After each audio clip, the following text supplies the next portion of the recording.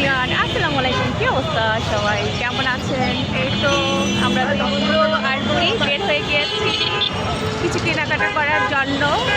এখন কিন্তু এটা হচ্ছে আমাদের কচুখ্যাত বাজার।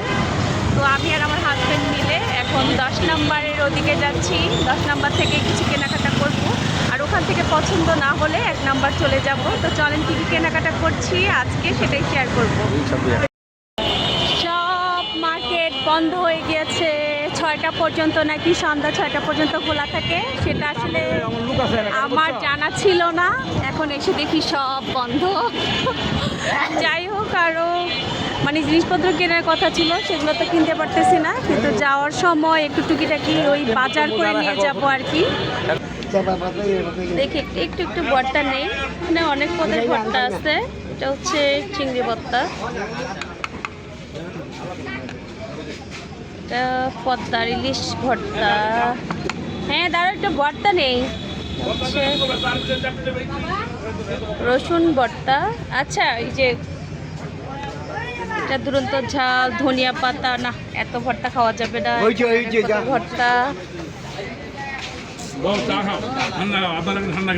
খাবো, নাও না, শ্বশুরি দিতেছে, খাও বেশি করে না। 4 পদের ভর্তা নিলাম মাত্র, তো অনেক পদের ভর্তা আছে। না বো, না না না না না না, আমি ঠান্ডা খাবো এটা।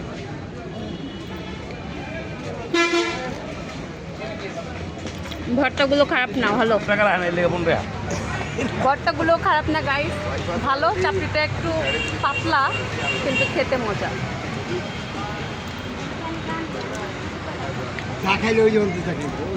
চা খাইতাম না, ছোট একটা হাফ লিটার ঠান্ডা রুম খাই বুঝলাম না, পানি খাবো না আব্বু, তুমি একটু খাইতে পারতা। চিনি দিচ্ছে। টং দোকানে আসছি চা খেতে। বড় বাজার, বড় বাজার, মজার চা খাবো এখন।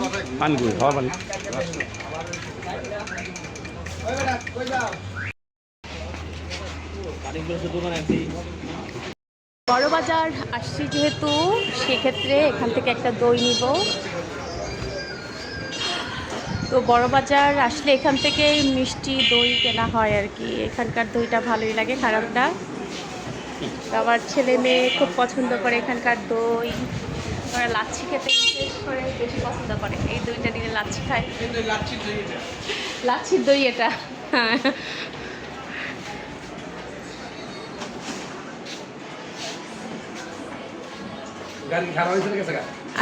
এই রাস্তা দিয়ে বহু বছর পর যাচ্ছি, তো বাবার বাড়ির এখানে আসছিলাম আর কি, গাবতলী বড় বাজার।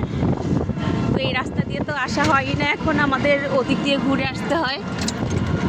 অনেক বছর পর আসলাম, খুব ভালো লাগতেছে। এটা হচ্ছে বুদ্ধিজীবী, যে মিরপুর 1-এর যে বুদ্ধিজীবী কবরস্থান, এইটা। তো বাতাস খুব ভালো লাগতেছে, ইচ্ছার মধ্যে বুড়াবুড়ি ঘুরতেছি।